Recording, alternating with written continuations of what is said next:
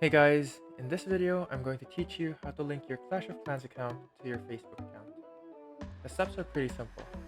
First things first is you have to go to the settings, which is on the right hand side here, and make sure your Supercell ID is connected to your Clash of Clans account. If it's not connected, this button will show up as disconnected. And if you are connected, it will show up as connected. And then to connect it, just tap on the disconnected button. It will take you to a page where you can register a Supercell ID, and registration is pretty simple because you just have to input your email and then confirm it through a verification code. After that, tap on this button on the bottom right corner, tap on Share Link to Profile, and then tap on Facebook. You can then choose if you want to share your link to your profile on your Facebook feed or in a Facebook group. And that's how you'll link your Clash of Clans account to your Facebook.